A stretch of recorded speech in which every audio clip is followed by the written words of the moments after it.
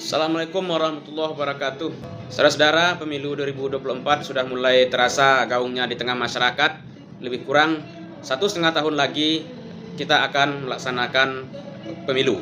Nah, 1,5 tahun itu waktu yang cukup panjang, waktu yang cukup efektif untuk menumbuhkan bibit-bibit ataupun gulma atau parasit yang akan membunuh demokrasi kita. Nah, kalau kita tidak mewaspadai gulma, hama ataupun parasit yang akan menggerogoti demokrasi kita, maka kita akan merasakan bagaimana sulitnya hidup di dalam demokrasi yang sudah rusak dan sudah dicemari oleh hama-hama demokrasi. Kita berharap kepada pers sebagai pilar keempat demokrasi. Kita harus berharap pers kita semakin kuat dan kokoh. Jangan sampai kepercayaan terhadap pers turun.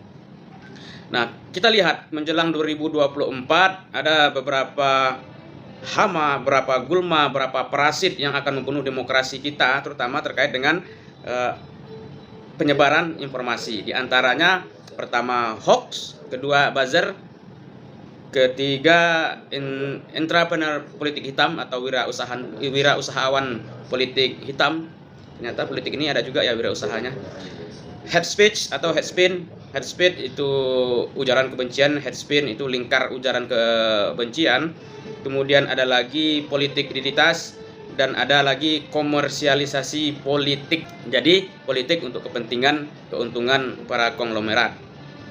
Nah, seperti saya katakan tadi, 1,5 tahun itu cukup panjang untuk menumbuhkan gulma-gulma, parasit-parasit ataupun hama yang akan membunuh demokrasi kita, termasuk membunuh pers sebagai salah satu pilar demokrasi kita. Kita tentu tadi berharap bahwa pers sebagai pilar keempat demokrasi itu kokoh, kuat, dan dapat dipercaya untuk menunjang, dapat dipercaya untuk mendukung tegaknya demokrasi ini dengan kokoh.